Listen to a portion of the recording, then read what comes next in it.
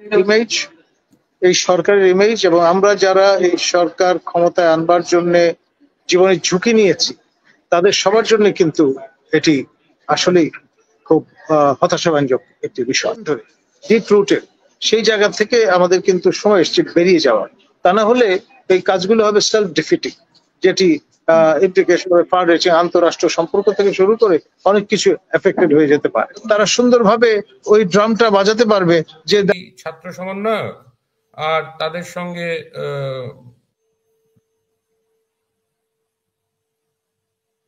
আছে, তারা পাবলিকলি যাই বলুক, তারা চায় না যে এখন ইলেকশন হোক বা ডিসেম্বরের মধ্যে ইলেকশন হোক। ভেগ কথাবার্তা বলা হচ্ছে, কোনো টাইমলাইন দেওয়া হচ্ছে না। ডিসেম্বর বলা হচ্ছে। বর্তমান যে পরিস্থিতি দাঁড়িয়েছে, মনে হচ্ছে জাতীয় সংঘ চাইলে ডক্টর ইউনূসকে রক্ষা করতে পারবেন, এমন মন্তব্য করেছেন ডক্টর কলিমুল্লাহ। পাশাপাশি আরো কয়েকটা বিষয় নিয়ে আলোচনা করেছেন রাজনৈতিকভাবে, যে ডক্টর ইউনূসকে হয়তোবা সফলতা অর্জন করেছেন, কিন্তু ভারতের যে সমস্ত চক্রান্ত সেগুলো আমেরিকাকে দিয়ে বাস্তবায়ন করবে ভারত। চলুন আমরা এই নিয়ে একটা আলোচনা শুনবো। রাজনীতি সে প্রেক্ষাপট নিয়ে অবশ্যই আমাদের আলোচনা থাকবে, এবং মহাসচিব, জাতিসংঘের মহাসচিব এসেছেন, বিভিন্ন দলের সাথে কথা বলেছেন, রোহিঙ্গাদের ইস্যু নিয়ে কথা বলেছেন।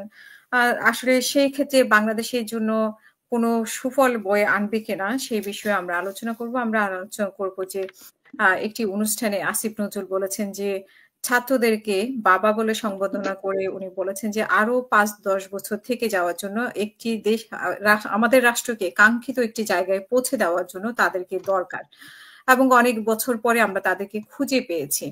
আমরা এইসব বিষয় নিয়ে কথা বলবো। কথা বলার জন্য আমার সাথে 3 জন অতিথি উপস্থিত আছেন। আমার সাথে উপস্থিত আছেন ডক্টর নাজমুল হাসান কলিমুল্লাহ, চেয়ারম্যান জানিপপ। আপনাকে স্বাগত আমাদের আজকের অনুষ্ঠানে। ধন্যবাদ। আমাদের সাথে উপস্থিত আছেন চন্দন নদী, ভারতীয় সাংবাদিক। আপনাকেও স্বাগত আমাদের আজকের অনুষ্ঠানে। থ্যাংক ইউ এন্ড ধন্যবাদ। আমাদের সাথে উপস্থিত আছেন মোশাররফ আহমেদ ঠাকুর, বিএনপি নেতা। আপনাকেও স্বাগত আমাদের আজকের অনুষ্ঠানে। ধন্যবাদ।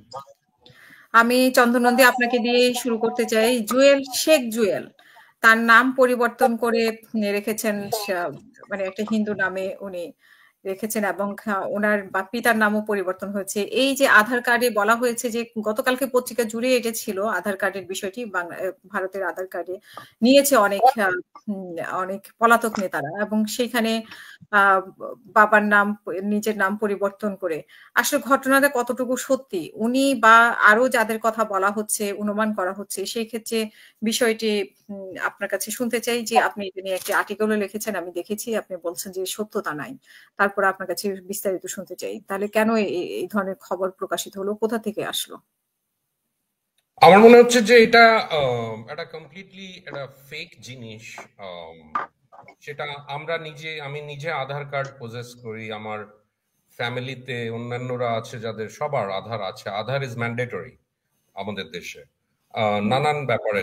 যে জায়গায় গভর্নমেন্টের সঙ্গে ইন্টারফেস হয় সিটিজেন্সদের, সেখানে এই আধার কার্ডটা ইজ এ মাস্ট।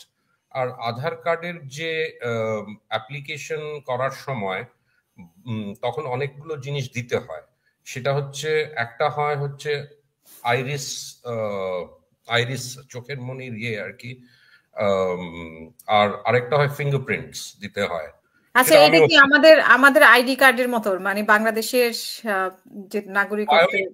বায়োমেট্রিক্স বাংলাদেশের যে ন্যাশনাল আইডেন্টিটি কার্ড আছে,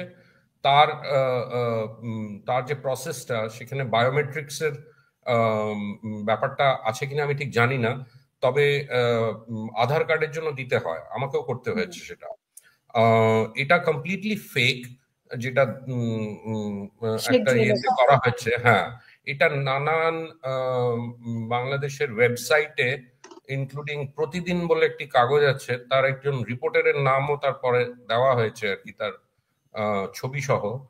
তো এটা আমি তারপরে ইনভেস্টিগেট করে দেখলাম, খুবই সিম্পল, এটা মানে চাইল্ডস প্লে, যে এটা কিভাবে ফেক আর কি। এটা একটু বোঝাতে হবে যে আমাদের যে জেনুইন আধার কার্ড গুলো হয়, তার ফ্রন্ট ফেসিং পোর্শনটা তে শুধু থাকে name of the card holder, তার ডেট অফ বার্থ আর তার জেন্ডার। সঙ্গে একটা ডান হাতে একটা কিউআর কোড থাকে, আর হরাইজন্টালি একেবারে নিচের দিকে একটা স্লোগান থাকে, যেটা যে দিল্লিতে আছে তার জন্য সেটা হিন্দিতে লেখা থাকে, যে পশ্চিমবঙ্গে আছে তার জন্য সেটা বাংলা স্ক্রিপ্টে লেখা থাকে। তো প্রাইমারিলি এটা যারা সাউথে আছে তাদের সাউথে নানান ধরনের ল্যাঙ্গুয়েজেস আছে সেটাতে লেখা থাকে আর কি। তো এই জিনিসগুলো যেটা দেওয়া হয়েছিল সেটা কমপ্লিটলি ভুয়া, মানে খুবই কাঁচা কাজ আর কি যাকে বলে। তো ফ্রন্ট ফেসিং পোর্শনটাতে ডেট অফ বার্থ, নাম, ডেট অফ বার্থ, জেন্ডার আছে, কিন্তু সঙ্গে ফাদার্স নেমও আছে। সেই ফাদার্স নেমটা থাকে না। ফাদার্স নেমটা কার্ডের পেছন দিকে থাকে অ্যাড্রেসের জায়গায়, যেখানে কার্ড হোল্ডারের নাম, সান অফ, তারপরে তার রেসিডেন্সিয়াল অ্যাড্রেস উইথ পিনকোড, আর সঙ্গে ফোন নাম্বার থাকে। তো আমাদের যখন কোনো কাগজ জমা দিতে হয় বা অ্যাটেস্টেশন করতে হয় বা কোনো জায়গায় কোনো অ্যাপ্লিকেশন করতে হয়, তখন আধার কার্ড যদি লাগে তাহলে আমাদের ফ্রন্ট পোর্শন আর ব্যাক পোর্শন দুটোই ফটোকপি করে দিতে হয়, জমা দিতে হয়। সেটা ফটোকপিও হতে পারে বা ডিজিটাল ফরম্যাটেও আমরা সেটা দিতে পারি আর কি। তো ওটাই কাঁচা কাজ হয়ে গেছে, যে সামনের দিকটা হয়তো ফেক বানিয়েছে, কিন্তু পেছন দিকটা তো ফেক বানাতে পারে না, কেননা তার তো একটা অ্যাড্রেস লাগবে। তো শেখ সালাউদ্দিন জুয়েলের তো অ্যাড্রেসটা জানে না ওরা। সে যদি এপাশেও এসে থাকে ইন্ডিয়াতে, তার তো একটা অ্যাড্রেস থাকবে। সেই অ্যাড্রেসটা যদি না থাকে তাহলে তো আর যে পেছনের পোর্শনটা কার্ডের সেটা তো আর দেখাতে পারছে না, না? তো এটা অনেকগুলো সাইট এটাকে চালিয়েছে, এই স্টোরিটাকে, including a very suspicious Facebook based একটা ভিডিও প্ল্যাটফর্ম, সেটার নাম হচ্ছে সেন্ট্রিস্ট টিভি। সেই সেন্ট্রিস্ট টিভিতে এটা চালানো হলো, চালিয়ে তারপরে যখন আমি এটা খোঁজ নিলাম, আরো অন্যান্য টক শো হোস্ট যারা বাংলাদেশ বা বাইরের থেকে এটা তাদের প্রোগ্রাম হোস্ট করে, তারাও দেখাতে পারলো যে ওই পুরো প্ল্যাটফর্মটায় অ্যাবাউট 65,000 ফলোয়ার্স আছে সেন্ট্রিস্ট টিভি। আর বেশিরভাগই অনেকেই হচ্ছে এই ছাত্র সমন্বয়ক। তো অবভিয়াসলি এই প্ল্যাটফর্মটা ক্রিয়েট করা হয়েছিল at some point in time. তো আমার মনে হয় যে এটা একটা সত্যি কথা যে অনেকেই এসে এখানে আশ্রয় নিয়েছে, কিন্তু এইখানেই প্রশ্ন যে তারা কিভাবে আছে, মানে তারা কিভাবে আছে, এটা একটা বড় প্রশ্ন। তারা মানে এই কার্ড তাদের হাতে নেই, এইটুকু আমি বলতে পারি আর কি। কারণ কিনা এটার একটা প্রসেস থাকে। হ্যাঁ, আগে অনেকগুলো ড্রব্যাকস ছিল এই প্রসেসটা, যে অনেক ক্ষেত্রে আমাদের ভুয়া কার্ডও পাওয়া গেছে ইন্ডিয়ার মধ্যেই। সেগুলোকে সেফগার্ড করার জন্য, যাতে কি এগুলো অ্যাবিউজ না হয় এই সিস্টেমটা, সেটার জন্য পরবর্তীকালে অনেকগুলো স্টেপস নেওয়া হয়েছে। কিন্তু এখন যদি কেউ একটা কার্ড তৈরি করে আর কি ডিজিটালি, সেটা খুবই সিম্পল, এর মধ্যে কোনো খুব একটা যে রকেট সায়েন্স ইনভলভ তা না।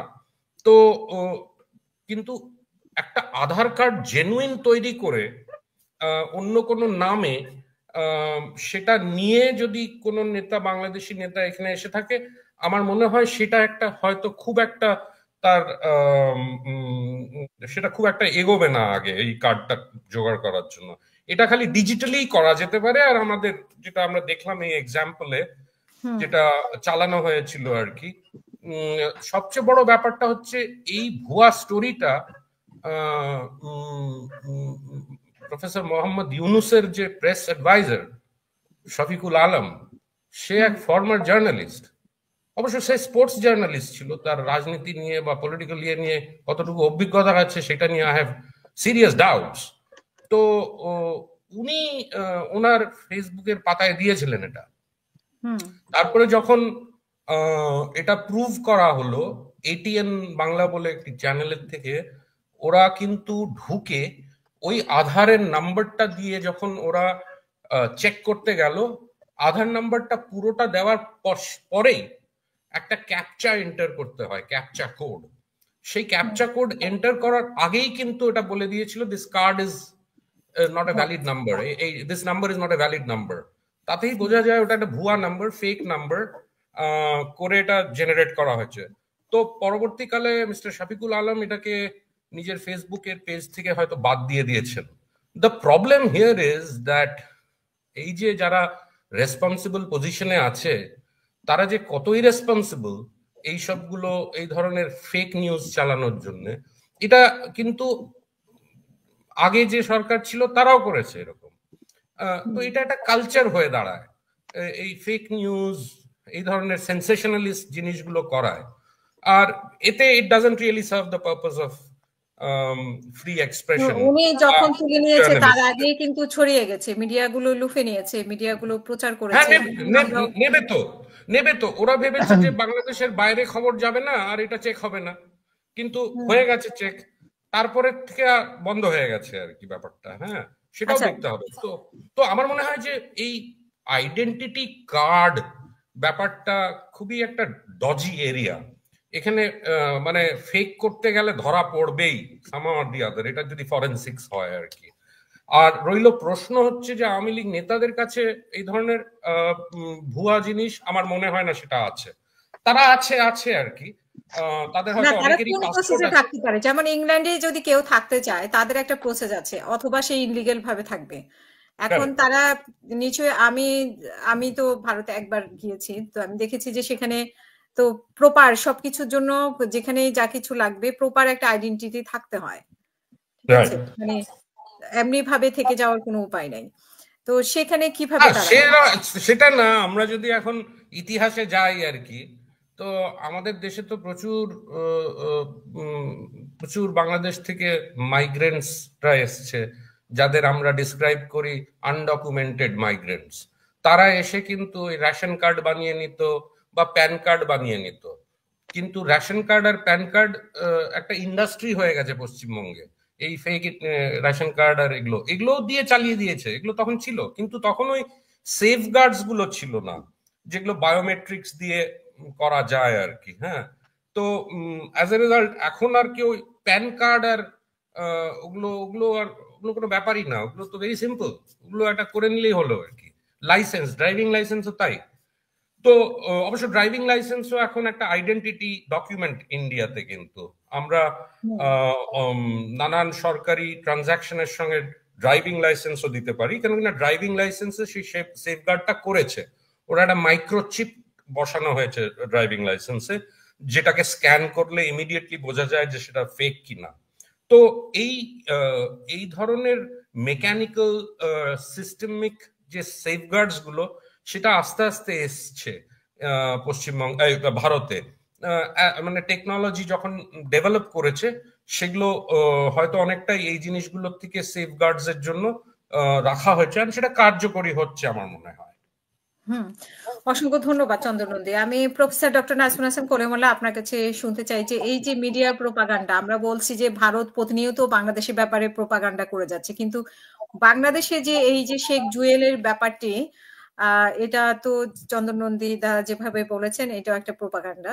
তো বাংলাদেশেও কি আসলে প্রোপাগান্ডা শুরু হয়ে গেছে কিনা, মিডিয়াগুলো আসলে কি ফলো করছে, কাদেরকে? আগে যেরকম আমরা শুনতাম যে আওয়ামী লীগের কথা মতো চলছে, এখন আসলে কার কথায় মিডিয়া চলছে? কারো না কারো কথায় চলছে, সেটা আমরা বুঝতে পারছি, কিন্তু কার কথায় চলছে সেটা আপনার কাছে একটি প্রশ্ন। এবং দ্বিতীয় যেটা প্রশ্ন, যে জাতিসংঘের মহাসচিব যে আগমন, সেই আগমন থেকে আমরা কিভাবে লাভবান হলাম, বা ডক্টর ইউনূস সরকার কি পেল এই মহাসচিবের কাছ থেকে? ধন্যবাদ। দেখুন, শেখ জুয়েল তিনি শেখ হেলালের সহোদর এবং শেখ নাসেরের পুত্র। তাকে আমি ব্যক্তিগতভাবে চিনি, এবং তার ছোট বোন লুনা, আমাদের লুনা ভাবি, আমার সতীর্থ, আপনাদের রাজবাড়ির গণিবক্স চৌধুরীর নাতি মাহমুদুল শামস চৌধুরী, ডাক্তার বাপ্পি, আমার ঘনিষ্ঠ বন্ধু, তার স্ত্রী। তো সেই সুবাদে আমি তাদের ব্যক্তিগতভাবে চিনি, এবং তার সহধর্মিণী শম্পা ভাবি, তিনি খুবই প্রভাবশালী একজন মহিলা ছিলেন। আপনার শেখ রেহানার পরেই যদি সবচেয়ে প্রভাবশালী ব্যক্তি কাউকে আপনি আইডেন্টিফাই করেন তিনি ছিলেন শম্পা।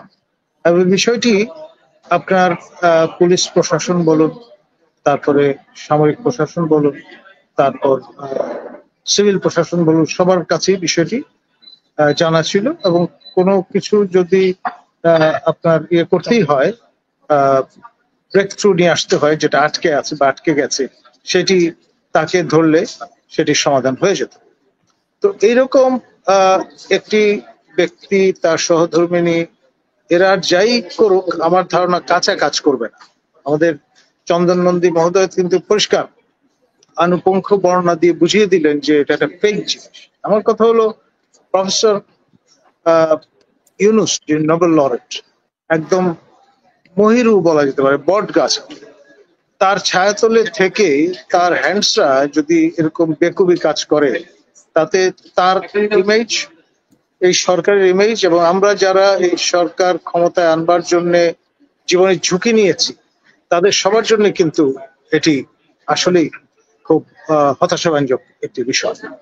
এর আগে ম্যাক্রো সাহেব, ফ্রান্সের প্রেসিডেন্ট, তার সঙ্গে মোদিজির একটি পাবলিক রিলেশন এক্সারসাইজে দেখা, মোদিজি হাত বাড়িয়ে দিয়েছেন, ম্যাক্রো হ্যান্ডশেক করেননি। সেইটা আমরা ব্যাপকভাবে এখানে সম্প্রচার করে এক ধরনের মাইলেজ নেওয়ার চেষ্টা করছি। কিন্তু মজার ব্যাপার হচ্ছে যে পরিমাণ ক্লাউড মোদির সঙ্গে আপনার ম্যাক্রো সাহেবের হয়েছে বা আছে, এবং তাদের যে দূতাবাস ভবন বা কনসুলেট ভবন উদ্বোধনী অনুষ্ঠানে যে পরিমাণ সময় দিয়েছেন, পার্সোনাল অ্যাটেনশন দিয়েছেন, সেই চিত্রটা কিন্তু আমরা দেখাচ্ছি না। আমরা একটা স্পার অফ দ্য মোমেন্টে কি ঘটেছে সেটা দেখিয়ে একটা মাইলেজ দেওয়ার চেষ্টা করছি। এতে কি ইউনুস সরকারের ইমেজ বাড়ছে? আর ফ্রেঞ্চরা কি খুব অ্যামিউজড হচ্ছে, না ভারতীয়রা অ্যামিউজড হচ্ছে? তো এই জন্য আমি বলবো এগুলো বেসিক্যালি স্যাবোটাইজিং অ্যাটেম্পট ফ্রম উইদিন।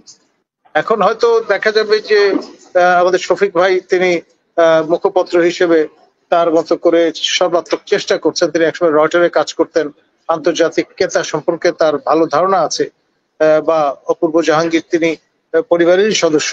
তারপরেও এই যে সিলি কাজগুলো হচ্ছে, এর দায় কিন্তু পরিপূর্ণভাবে গুড অফিস অফ প্রফেসর ইউনূসের উপরে পড়বে বা পড়ছে, এবং এটি কাঙ্ক্ষিত। মানে মজাটা হচ্ছে যে স্থাবকতার যে সংস্কৃতি আমাদের এখানে তৈরি হয়েছে দীর্ঘদিন ধরে, ডিপ রুটেড, সেই জায়গা থেকে আমাদের কিন্তু সময় এসছে বেরিয়ে যাওয়ার। তা না হলে এই কাজগুলো হবে সেলফ ডিফিটিং, যেটি ইমপ্লিকেশন ফার রিচিং, আন্তঃরাষ্ট্র সম্পর্ক থেকে শুরু করে অনেক কিছু এফেক্টেড হয়ে যেতে পারে, এবং তার মাসুল দিতে হবে আমাদের দেশের জনগণ। আর আমাদের অ্যান্টোনিও গুতেরেস, যিনি জাতিসংঘের মহাসচিব হিসেবে আমাদের এখানে 4 দিনের সফরে এসেছিলেন, তিনি, তার মডেলটা খুব সুন্দর।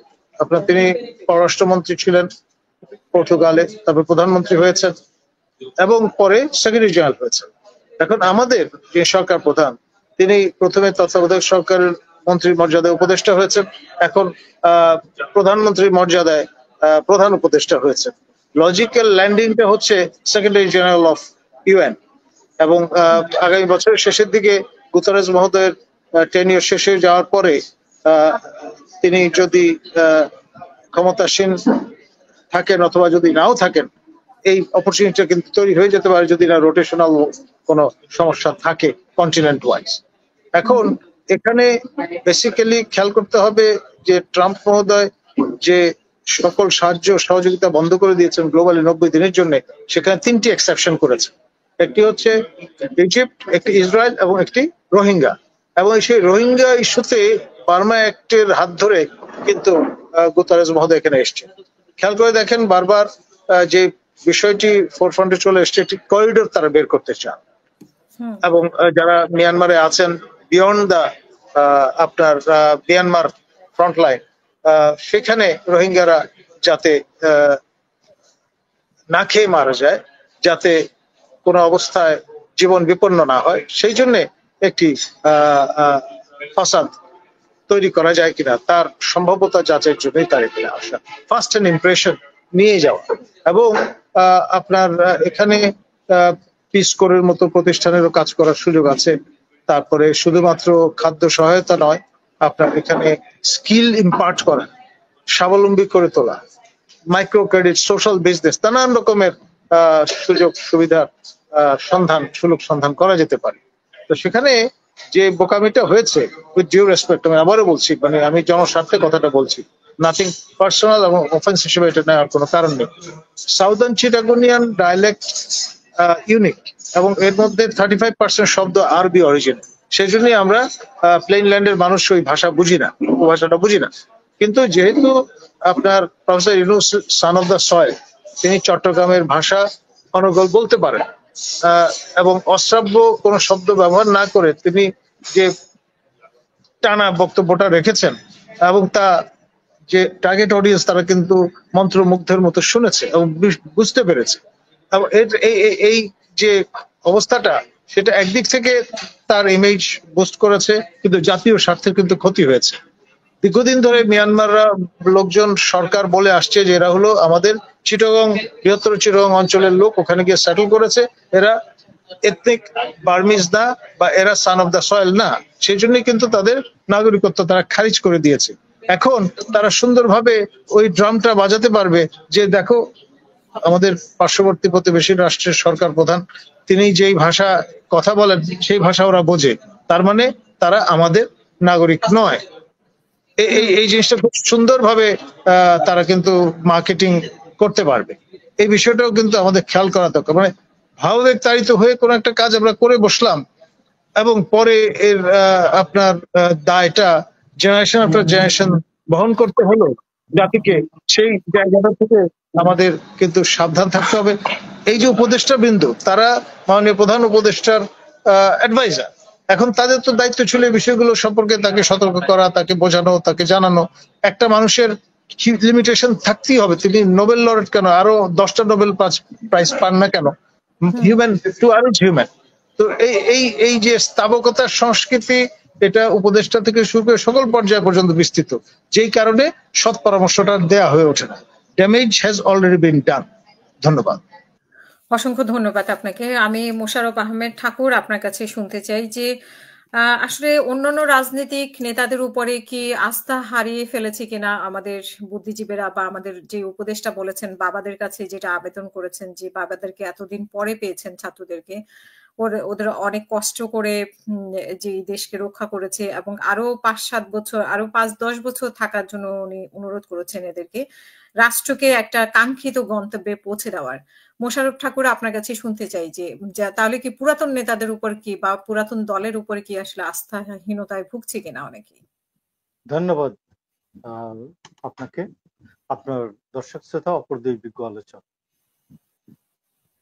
তো দেখুন, আমি আপনাকে, আপনি তো নাম না বললেন না, আসিফ নজরুলের কথা তো বলেছেন যে গতকাল একটা বইয়ের মোড়ক উন্মোচনীতে উনি একথা বলেছেন, এই তো, এটাই তো বিষয় নাকি? তো আমি আপনাকে বলি যে আসিফ নজরুল সাহেব সম্বন্ধে, আসিফ নজরুল আমাদের বিশ্ববিদ্যালয়ে আমাদের এক ইয়ার জুনিয়র। তো আসিফ নজরুল সাহেব, আমরা সমবয়সী, একই বয়সী। তো আসিফ নজরুলের সাথে আমার একসময় যথেষ্ট ভালো সম্পর্ক ছিল এবং এটা টানাপোড়েনের পরে যখন তিনি জাহানারা ইমামের একেবারেই পুত্রবৎ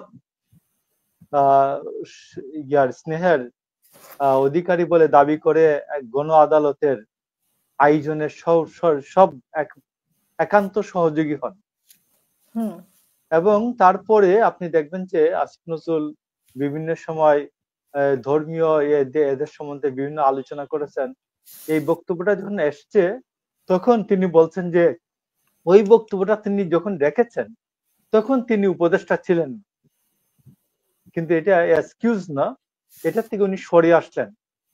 তো এখন আসিফ নজরুল এক এক সময় এক এক কথা বলার তো অভ্যেস আছে।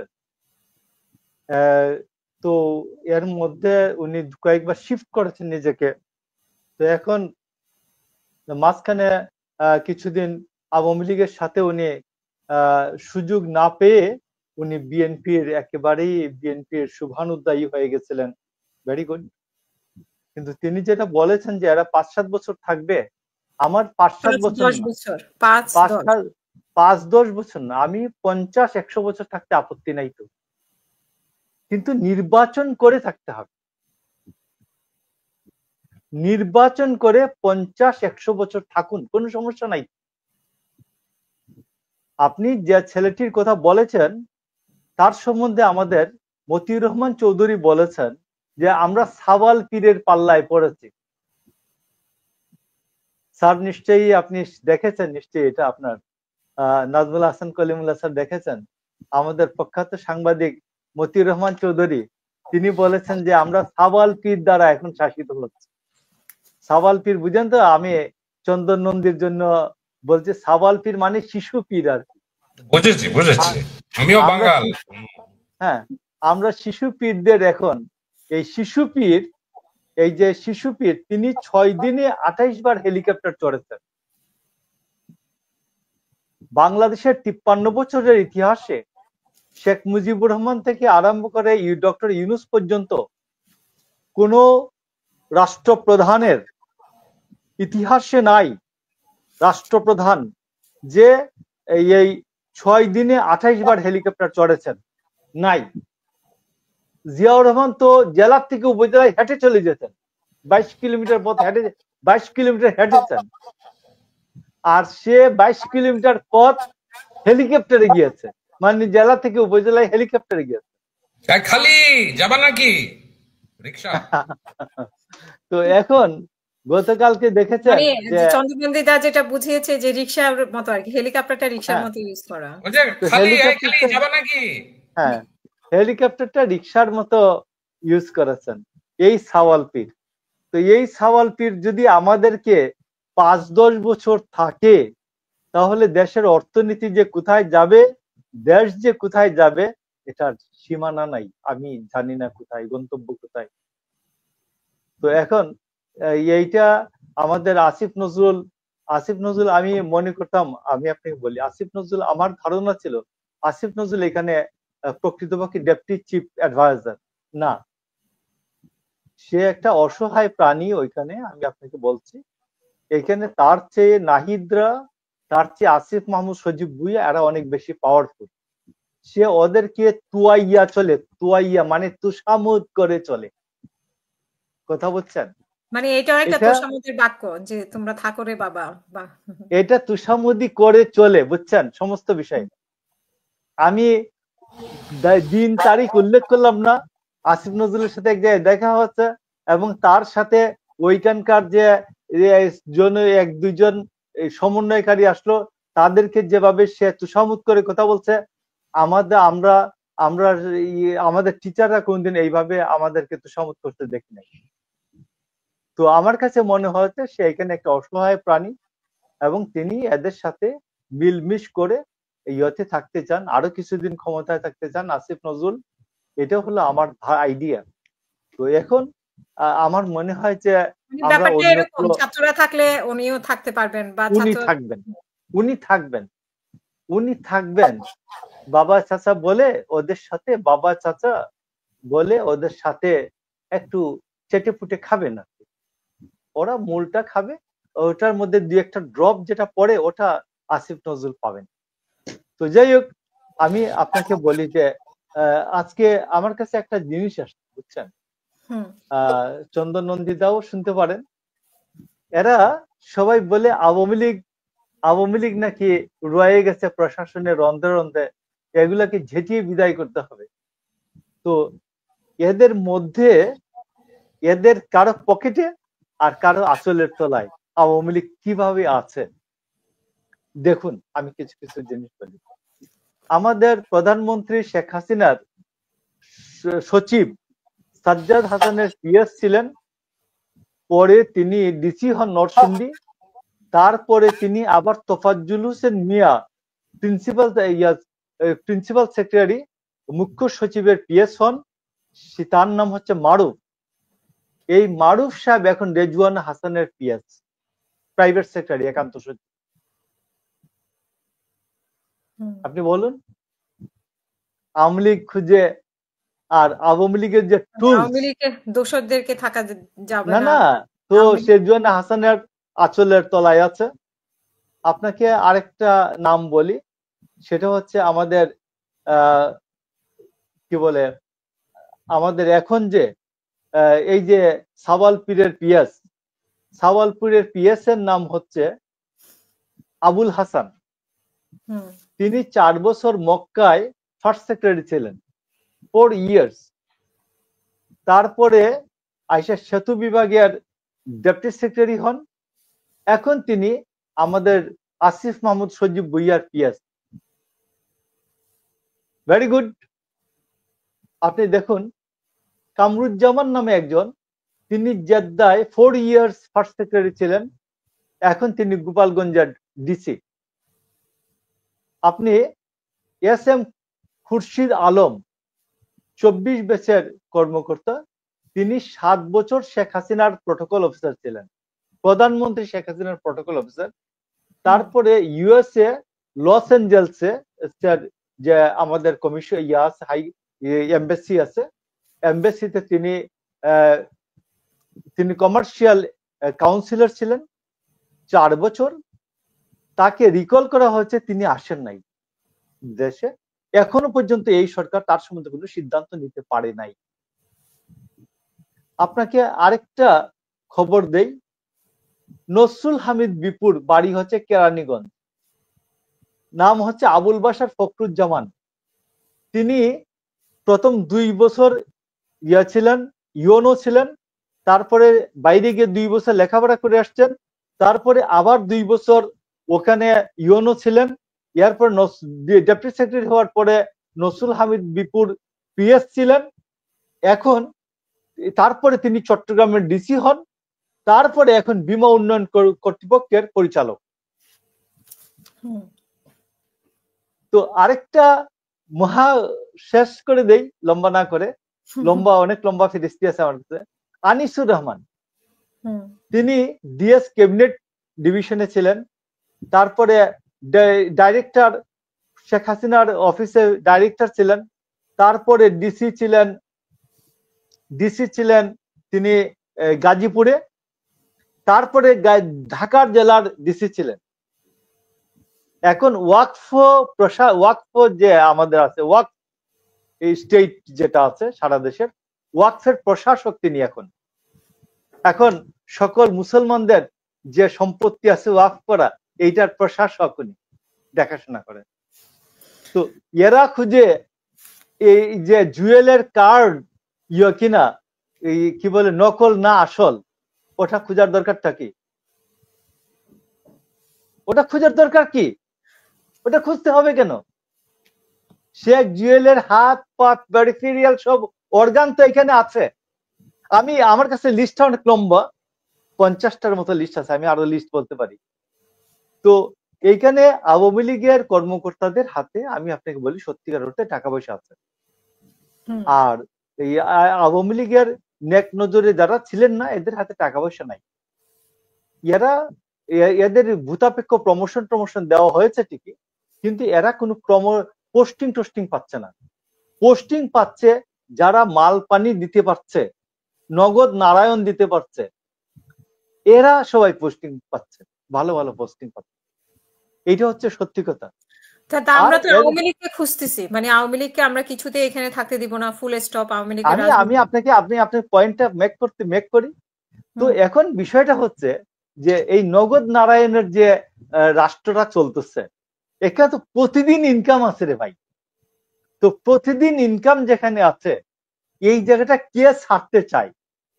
এই জন্য তারা নির্বাচনকে প্রলম্বিত করতে চায়, কখনো সংস্কারের নামে, কখনো শেখ হাসিনার বিচারের নামে, কখনো এই জুয়েল বিধান মল্লিক হলো কিনা এইটা ধোয়া তুলে এইসব কিছু বলে। মূল কথা হচ্ছে নির্বাচনকে পিছিয়ে দাও, যদি পারো 2 বছর থাকো, যদি না আরো পারো তাইলে 5 বছর থাকো, যদি আরো পারো 10 বছর থাকো। এটা হলো মূল বিষয়। আমি আপনাকে বলছি যে আমি আপনাকে এই নামগুলি দিলাম কেন, এরা কেউ আমার বাড়াবাতে ছাই দেয় নাই, আমার বাবার পাকা ধানে মইও দেয় নাই। তো এদেরকে বললাম এই জন্য, এরা সবাই নগদ নারায়ণ দিয়ে পোস্টিং নিয়েছে, কথা বুঝছেন? তো এখন এই যে অবস্থাটা চলছে, শেখ হাসিনা আমলে লুটপাটের একটা ধরন ছিল, এটাও ছিল। তো এখনো যে চলছে না, একটা বন্ধ হয়েছে তা না, কিন্তু এখনো চলছে। তো এখন আগে এটা একটু কনসেন্ট্রেট ছিল, একটা সুনির্দিষ্ট জায়গা, পরিচিত জায়গাগুলি ছিল, সবাই জানতো চিনতো। এখন একটু জায়গাটা একটু বিস্তৃত, এখন একটু বিস্তৃত। এখন এই যে এখন সেখানে তো আপনি যদি বলেন যে এখানে মানে আগে শেখ হাসিনা খেত বা এখন অন্যরা খাচ্ছে, তো সেখানে তো মানে ভাগাভাগির মধ্যে আপনাদের নামও তো আছে। না, আমি আপনি বলি, বিএনপির বললে কি পোস্টিং দিবে? আপনি বলেন, আপনার আপনার ভাই তো আছে একজন, আমাদের আমাদের কি বলে প্রেসিডেন্টের ডেপুটি প্রেস সেক্রেটারি ছিলেন আমাদের সময়। তো তাকে বলেন তো একটা পোস্টিং দিতে, তাকে বলেন না একটা একটা ওই সে যে আগে 20 বছর আগে যে পজিশনে ছিল সেই পজিশনে একটা পোস্টিং দিতে বলেন তো দেখি, দিবে নাকি? কলিমুল্লাহ স্যার তো সবার সাথে যোগাযোগ আছে, হাই হ্যালো আছে, বলুক তো শামসুল আলম লিটন রে একটা কোথাও প্রেস মিনিস্টার এই টাইপের জায়গায় পোস্টিং দিতে বলেন তো, দিবে কিনা? ইম্পসিবল, দিবে না। নগদ নারায়ণ জাদুই আলাদা, নগদ নারায়ণ জাদুই আলাদা, জাদুকরী শক্তি আছে। হ্যাঁ, এইটার জাদুকরী শক্তি আছে। এই জাদুকরী যে শক্তি, এই শক্তিটা কে ছাড়তে চায়? এই জন্য তারা নির্বাচনকে প্রলম্বিত করতে চান, নির্বাচনকে পিছিয়ে দিতে চান। এবং আমি আপনাকে একটা নতুন খবর বলি, স্যার এটা বললেন না কেন আমি জানি না, গুতেরেস মহোদয় কিছু লোকজনের সাথে আলাপ আলোচনার সময় বলেছেন যে ডক্টর ইউনূস আমাদের এখানে, আপনাদের এখানে রাষ্ট্র ক্ষমতায় আছেন, আমরা একটা সেকেন্ড নোবেলেরও ব্যবস্থা করতে পারি, তাকে আপনারা একটু আরো সময় টময় দেন, সংস্কার করুক, দেশটাকে এগিয়ে টেগিয়ে নিয়ে যাক, অর্থনীতিটাকে একটা ভালো বেস স্টেজের উপর দাঁড় করালে তারপরে এটা হলো, এই আলোচনাটা গুতেরেস মহোদয় করেছেন। এবং রাজনৈতিক নেতারা একটু গুসা হয়েছেন এবং রাজনৈতিক নেতারা এটা রুষ্ট চিত্তে, অসন্তুষ্ট চিত্তে ব্যাক করেছেন।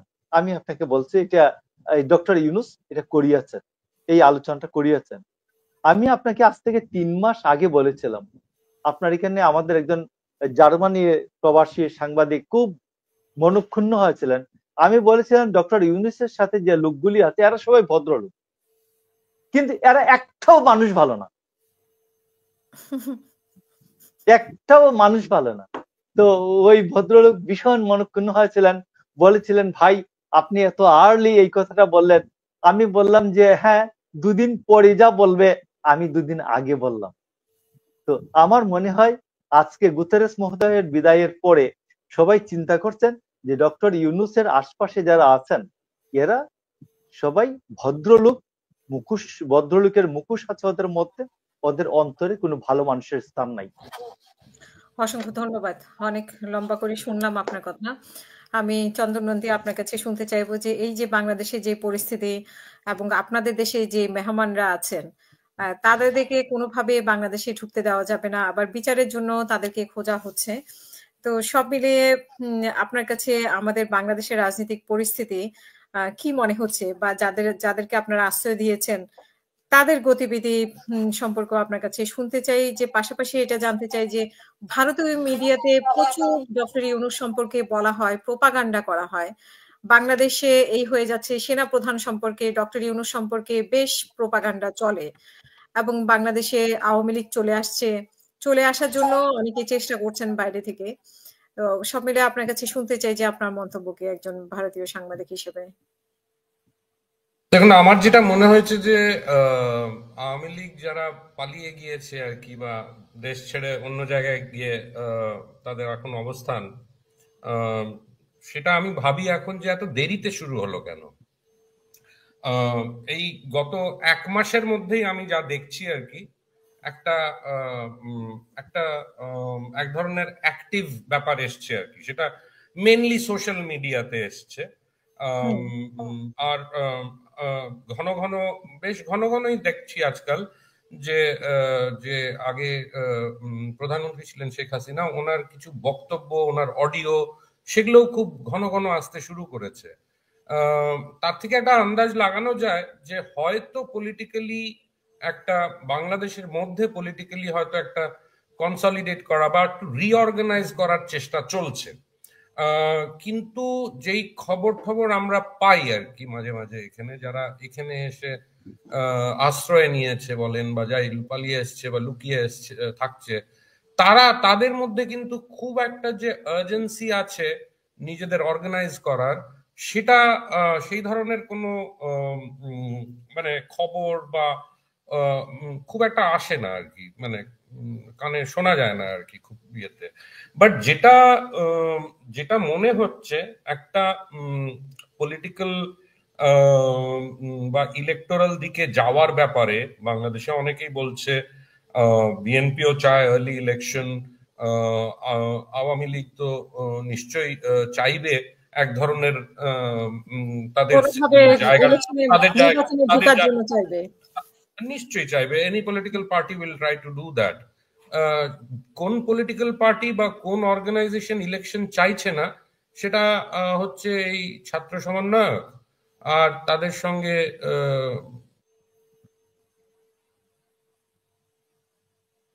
আছে, তারা পাবলিকলি যাই বলুক, তারা চায় না যে এখন ইলেকশন হোক বা ডিসেম্বরের মধ্যে ইলেকশন হোক। ভেগ কথাবার্তা বলা হচ্ছে, কোনো টাইমলাইন দেওয়া হচ্ছে, কোনো টাইমলাইন দেওয়া হচ্ছে না। ডিসেম্বর বলা হচ্ছে বা 2026-এর জুন মাস বলা হচ্ছে। Now the point here is that যে এরা এখন কতদিন এই যে একটা ইললেজিটিমেট অথরিটি, তার কোনো মানে পাবলিক কোনো ইয়ে নাই আর কি, তারা কদিন থাকবে বা তারা কি সংস্কারের কথা যে বলছে কতদিন এই সংস্কার শেষ করবে, সংস্কারের যেমন কোনো টাইম লিমিট নাই। হ্যাঁ, সংস্কার তো টাইম লিমিট নাই, সে তো থাকতে চায়, কে না চায় পাওয়ারে থাকতে। মানে সংস্কার একটা কথা বলে একটা দীর্ঘ সময়। মোশাররফ সাহেব তো প্রাইমারি রিজনটা বলেই দিলেন।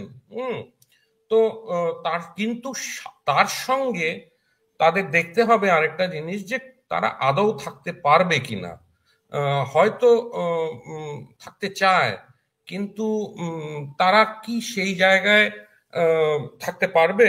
আমি জানি না বিএনপি তাদের পলিটিক্যাল মুভমেন্ট যেটা শেখ হাসিনার আমলে তারা করেছিল, সেই জিনিস আমরা আবার দেখতে পাবো কিনা।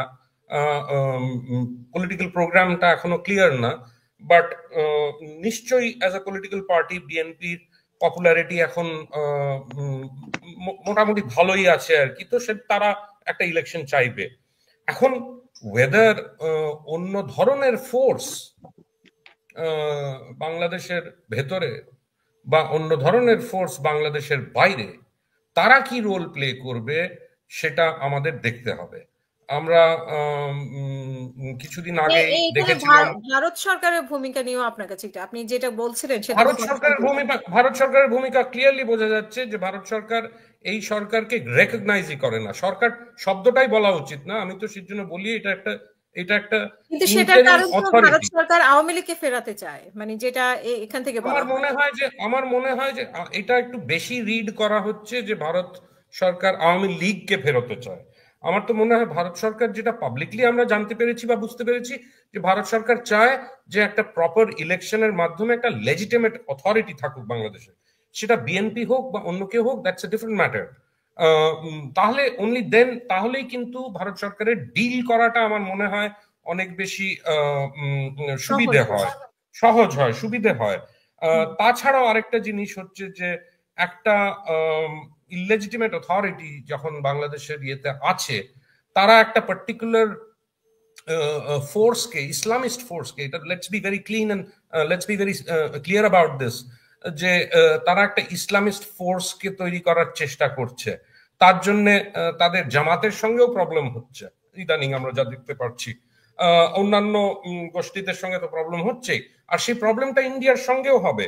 কেন কি না, এই যে অ্যান্টি ইন্ডিয়া যে ব্যাপার, ইন্ডিয়ার নর্থ ইস্টকে তারা ক্ষতি করতে চায় আর কি, সেটাও এক ধরনের অ্যান্টি ইন্ডিয়ান স্ট্যান্ড থেকে একটা মোবিলাইজ করার চেষ্টা। কিন্তু সেই মোবিলাইজেশনটা তো ইন্টারনালি মোবিলাইজ হবে, সেই মোবিলাইজেশনটা কতদূর সাকসেসফুল হবে কিনা সেটাও আমাদের দেখতে হবে। আমরা জানি যে ইসলামিস্টদের জায়গা বাংলাদেশের সোসাইটিতে খুবই মিনিমাল। সেটাকে হয়তো তারা আরো এক্সপ্যান্ড করতে চায়, কিন্তু সেই এক্সপেরিমেন্টটা, সেই চেষ্টাটা, সেই ইচ্ছেটা whether it will be successful or not, সেটা রিমেন্স টু কোয়েশ্চেন আর কি। আমার মনে হয় অতটা ইজি হবে না হয়তো।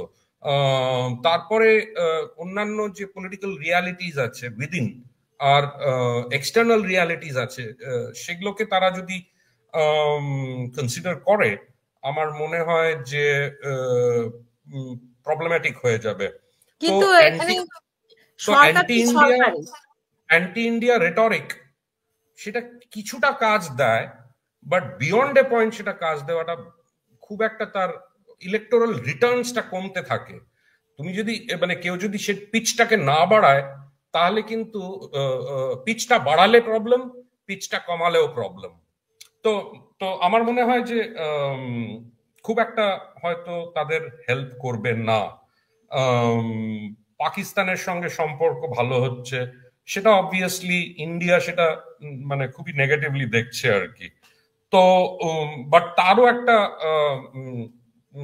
লিমিট আছে, বা তারও একটা, বিকজ এই জিনিসটা কিন্তু বাংলাদেশে যাই বলুন, বাংলাদেশের মানুষরা কিন্তু এই যে তারা মানে যে ওভার জেনারেশনস জানে যে তারা ৭১-এর সময় কি ফেস করেছিল আর ৭১-এর আগে কি ফেস করেছিল, সেটার থেকে বোধহয় কিছু লোকের জন্য সেটা হয়তো অ্যাপিলিং হতে পারে, বাট সেটা হয়তো তার বেশি হবে না আমার মনে হয়। না, আমি যে প্রশ্নটা করতে চেয়েছিলাম যে সরকার তো সরকারি, এখন আমাদের মানে কোন সরকার থাকলো, কিভাবে আসলো, সেটা কি ভারতের দেখার কথা নাকি? তার যে নিশ্চয়ই নিশ্চয়ই অনেকগুলো ব্যাপার আছে। একটা বৈধ সরকারের সঙ্গে কিন্তু অনেক ধরনের এগ্রিমেন্টস হয়। এগুলো হচ্ছে ইন্টারন্যাশনাল ট্রিটিস যেগুলো, বা international bilateral treaties, bilateral agreements, সেগুলো অনেকগুলো কিন্তু অনেকগুলো সবই আর কি লিগালি বেসড। সেই লিগাল বেসিসটার জায়গাটাই হচ্ছে একটা লেজিটিমেট অথরিটি। সেই লেজিটিমেট অথরিটিটা তো এরা না, এদের তো কোনো পাবলিকের কনসেন্টে আসেনি পাওয়ারে। হ্যাঁ, এরা এসছে একটা গণ অভ্যুত্থানের মাধ্যমে, তার মধ্যে প্রচন্ড লেভেলের ভায়োলেন্স হয়েছিল, আর তার সঙ্গে এরা আছে আর কি। এখন তাদের ব্যাক করেছিল বাংলাদেশ আর্মি ওই সময়। এখন আমাদের দেখতে হবে তাদের সাপোর্ট দিয়েছিল ওই সময়, কিন্তু বিএনপির তরফ থেকে অনেকেই সাপোর্ট করেছিল। সেটা ক্রমশ বোঝা যাচ্ছে যে তারা নিজেরাই নিজেদের এক্সপোজ করছে, আর তাতে হয়তো বিএনপির হ্যান্ড আরো বেশি স্ট্রং হচ্ছে একদিকে দেখতে হবে। কিন্তু অনেকগুলো ফোর্সেস আছে বাংলাদেশের ভেতরে, তারাও কিন্তু ইমপেশেন্ট হয়ে যাচ্ছে আস্তে আস্তে। তারাও হয়তো চাইবে না যে বিয়ন্ড এ পয়েন্ট এরা থাকুক আর কি। অসংখ্য ধন্যবাদ। আমি ডক্টর নাজমুল হাসান কলিমুল্লাহ স্যার, আপনার কাছে জানতে চাই যে যেটি মোশাররফ আহমেদ ঠাকুর বলেছেন গুতেরাসের বিষয়ে, সেরকম আসলে কোনো কথা হয়েছে কিনা, মানে আপনার জানা আছে কিনা? আমাদেরকে তো বলেছেন মোশাররফ আহমেদ ঠাকুর যে এরকম একটা আলোচনা হয়েছে, এবং আমরা যে বিভিন্ন দলের সাথে যেটা বৈঠক দেখেছি, সেখানে নির্বাচনের ব্যাপারে খুব একটা জোর কেউ দেয়নি, সবাই সংস্কারের কথা বলেছে।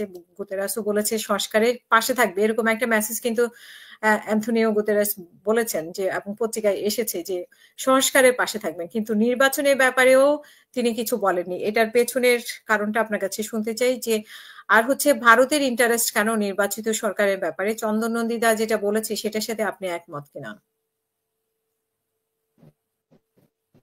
ধন্যবাদ।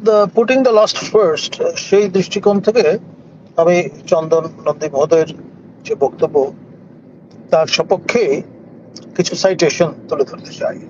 তার মধ্যে একটি হচ্ছেন ভারতের সেনাবাহিনীর মাননীয় প্রধান। তিনি অন্তত দুটি অকেশনে পরিষ্কার বলেছেন যে আপনার আমাদের সশস্ত্র বাহিনীর সঙ্গে তাদের সম্পর্ক চমৎকার, এবং তারা নোটস আদান প্রদান করেন, এবং যতক্ষণ পর্যন্ত নির্বাচিত সরকার বাংলাদেশের শাসনভার গ্রহণ করছে, ততক্ষণ পর্যন্ত তারা কোন রকমের আপনার আনুষ্ঠানিক চুক্তি, এমওইউ, এই ধরনের কোনো কিছুতে যাবেন না।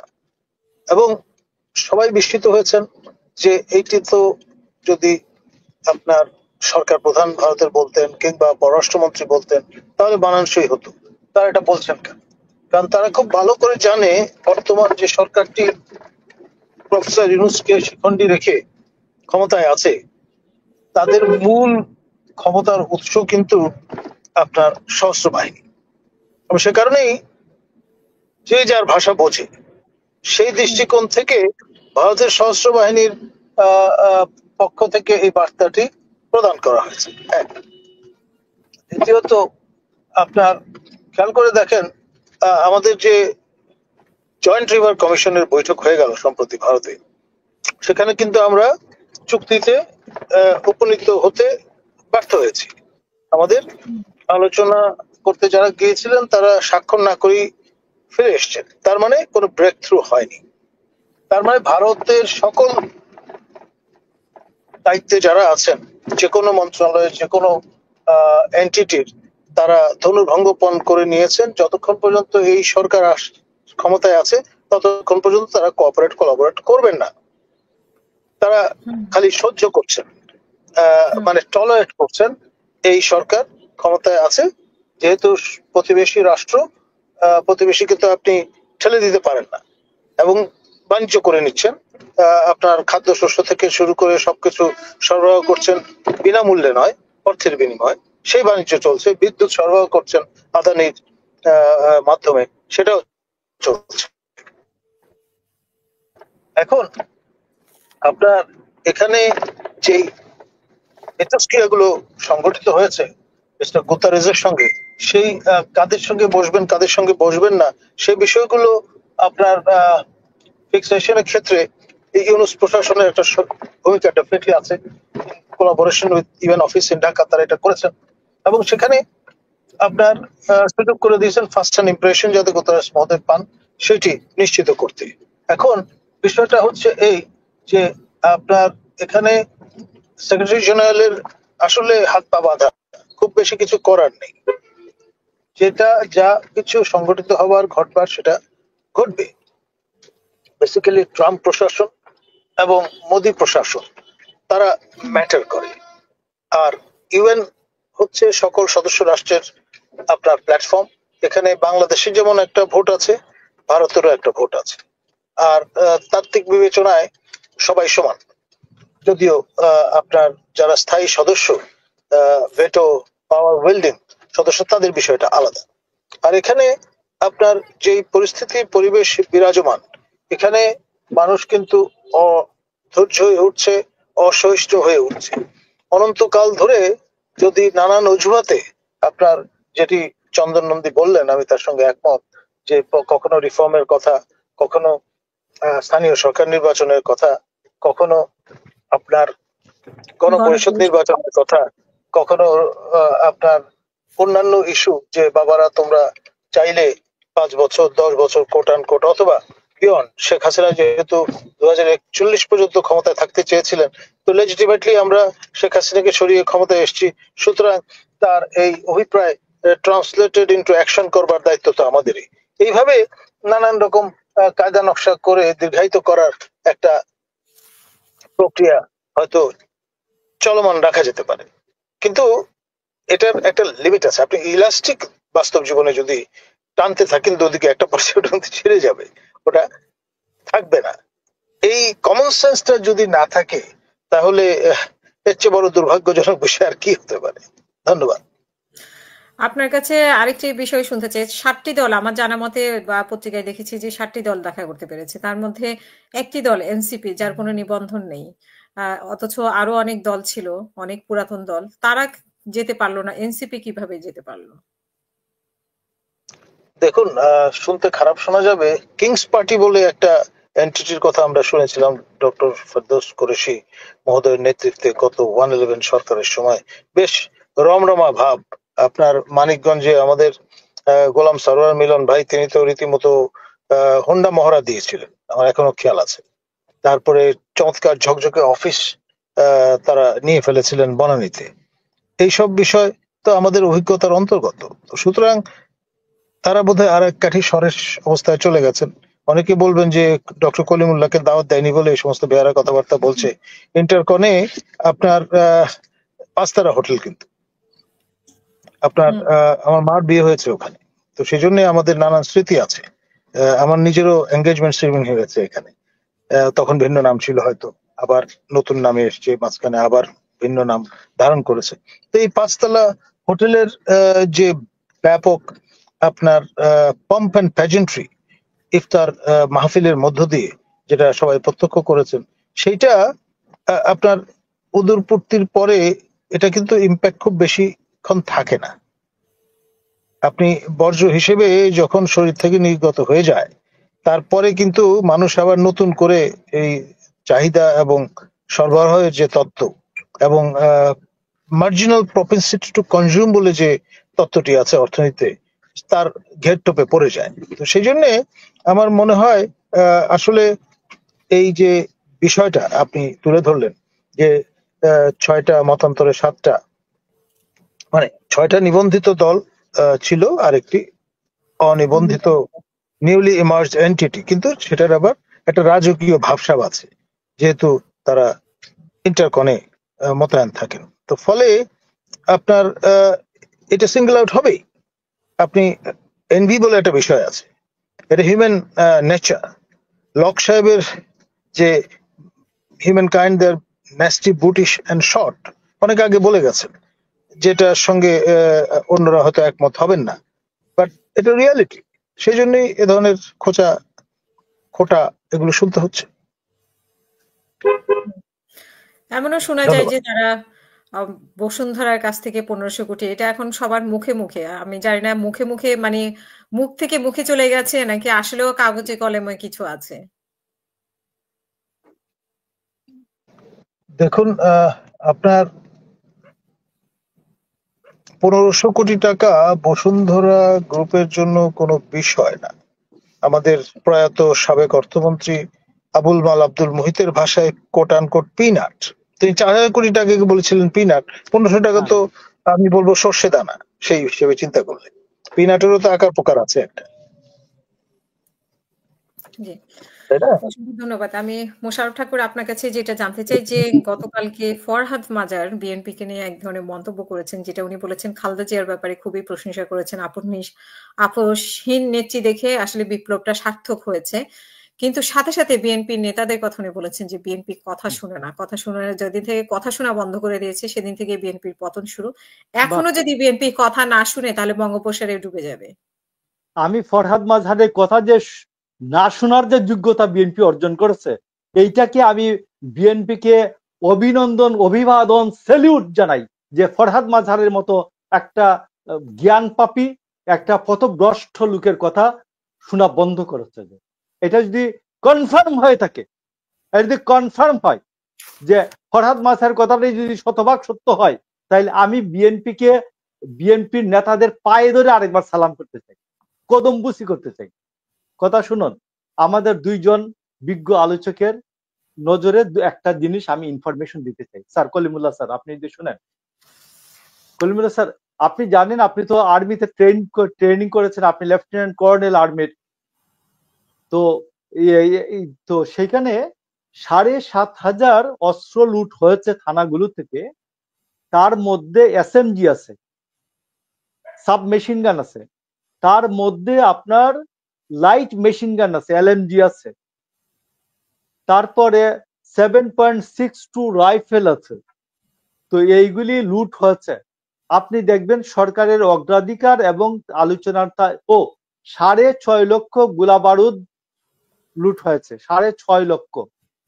তো সরকার আপনি দেখবেন কোনো আলোচনায় আজ পর্যন্ত এই কথাটা আলোচনায় আনে না যে আমাদের এই যে অস্ত্রগুলি লুট হলো, এই যে গোলা বারুদ লুট হলো, কারা লুট করেছে?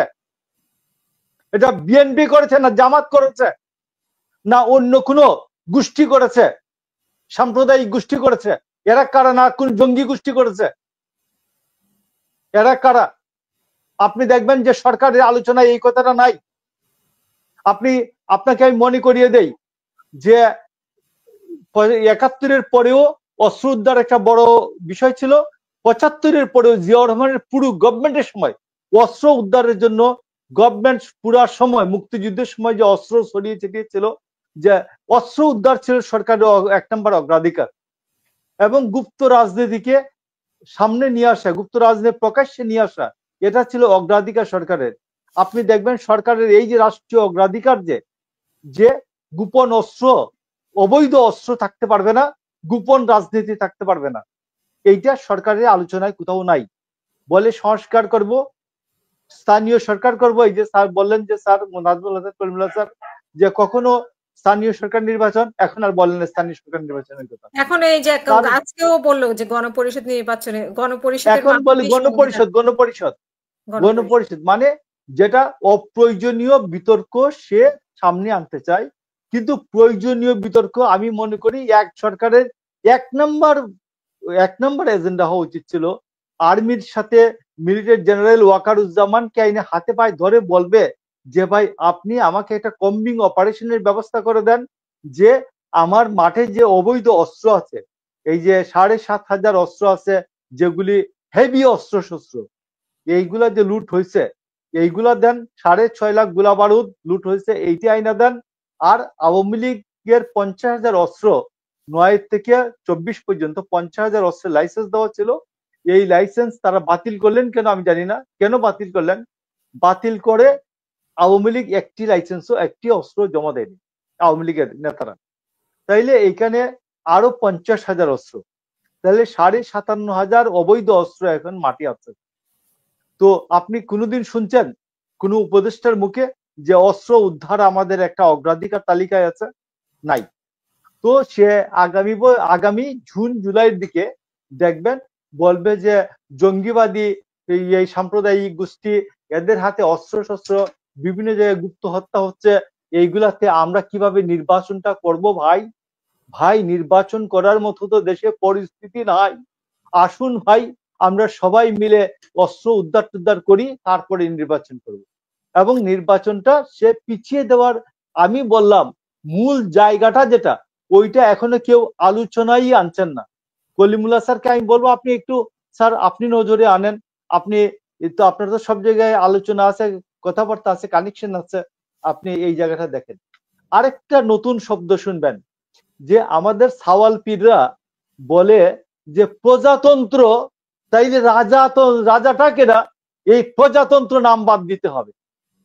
তো আমি কয়েকজনের জিজ্ঞেস করলাম যে আমরা না হয় 1971 সালে প্রজাতন্ত্র আনিসুজ্জামানরা, ডক্টর আনিসুজ্জামানরা প্রজাতন্ত্র রিপাবলিকের বাংলা প্রতিশব্দ বাংলা শব্দ করতে গিয়ে বাংলা পরিভাষা করলেন প্রজাতন্ত্র। তো ইন্ডিয়া তো আরো 77 বছর আগে 47 সালে সেটা, সে ভারতের যে ক্যালকাটায় যে যারা বিশাল পণ্ডিতরা ছিলেন, এরাও তো রিপাবলিকের অর্থ প্রজাতন্ত্রই করেছেন ইন্ডিয়ান প্রজাতন্ত্র দিবস শুনে। তো আমি সেই দিন সলিমুল্লাহ খানের একটা বক্তব্য শুনলাম। সলিমুল্লাহ খান বলেছেন রাজতন্ত্রের পেদানি যারা খায় নাই ওরা প্রজাতন্ত্র শব্দটির মজা বুঝবে কিভাবে? রাজবাড়ির সামনে দিয়ে, জমিদার বাড়ির সামনে দিয়ে যখন জুতা পাই দিয়ে তোর বাবারা, চাচারা, দাদারা যেতে পারতো না, তোর দাদারা যখন ছাতি মাথায় দিয়ে যেতে পারতো না, যখন খুশি নিয়ে জুতা পেটা করতে পারতো, এইটা তো তোরা জানিস না। তোদের দাদারা যে কত জুতা পেটা খেয়েছে এই সামন্ত প্রভুদের, জমিদার সাহেবদের বাড়ির সামনে দিয়ে যাওয়ার সময়, তো এটা তো জানিস না। এই জন্য বলে রাজতন্ত্রের উল্টা শব্দটির নাম হচ্ছে প্রজাতন্ত্র, রাজতন্ত্রের বিপরীত শব্দের নাম হচ্ছে প্রজাতন্ত্র। এই জন্য বলে গণপ্রজাতন্ত্রী হবে কেন? তো আমি বলছি ঠিক আছে, গণপ্রজাতন্ত্রী না বলতে পারো তাহলে গণরাষ্ট্র বাংলাদেশ করো দেখি, আনো। এটা তো ঢাকা যেভাবে একটা অ্যামেন্ডমেন্টের মাধ্যমে, স্যার মনে আছে আপনার নিশ্চয়ই মনে আছে, এই যে এরশাদ আমাদের ঢাকা শব্দটি অ্যামেন্ডমেন্ট করেছিলেন। ঢাকা শব্দটি রাজধানী ঢাকা, DHA ঢাকা, এইটা করার জন্য কিন্তু অ্যামেন্ডমেন্ট লাগছে আমাদের সংবিধানে।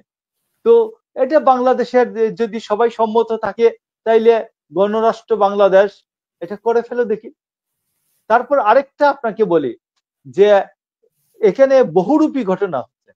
আপনাকে ডক্টর ইউনূস হচ্ছে সারা পৃথিবীতে সুদের প্রমোটার, এবং সে বাইডেনের সাথে LGBTQ এইটা নিয়ে লেসবিয়ান গে এইটার সে প্রমোটার, সেইটার প্রবক্তা, এদের অধিকারের প্রবক্তা, লেসবিয়ান গেদের অধিকারের প্রবক্তা। বাংলাদেশে হিন্দু মুসলমান এমনকি উভয় বাংলায়, পূর্ব বাংলা পশ্চিম বাংলা মিলিয়েও যদি ধরি, কেউ লেসবিয়ান গে কারো ছেলে মেয়ে হোক এটা আমরা মনে হয় কেউ চাই না। তো এখন ডক্টর ইউনূসের ঘাড়ে শোয়ার হয়েছে জামাতে ইসলাম।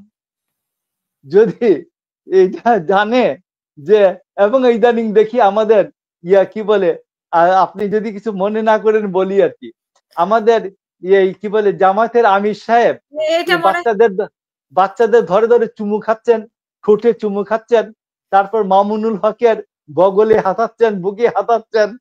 তো সবাইকে এই যে হাতাহাতি, আর প্রপাগান্ডা কোথায়, ছবি কি, আপনাকে ছবি কি মিথ্যা কথা বলে? দর্শক আলোচনাগুলো শুনেছেন, শুনে বুঝতে পেরেছেন যে আসলে ভারত কি চাচ্ছে এবং ভারত কিভাবে ষড়যন্ত্র তারা সফল করতে যাচ্ছে। তো আমরা মনে করি তারা সফল হবে না, যদিও তাদের আমেরিকার ক্ষমতা বলে অনেক ব্যক্তি রয়েছেন, কিন্তু আমাদের কাছে সঠিক এবং গুরুত্বপূর্ণ তথ্য যেগুলো বাংলাদেশ সঠিক পর্যায়ে আছে মিডিয়ার মাধ্যমে সেগুলো প্রকাশ করতে হবে, তাহলে হয়তোবা বাংলাদেশ এবং বর্তমান মোহাম্মদ ডক্টর ইউনূস তিনি শান্তিতে থাকতে পারবেন।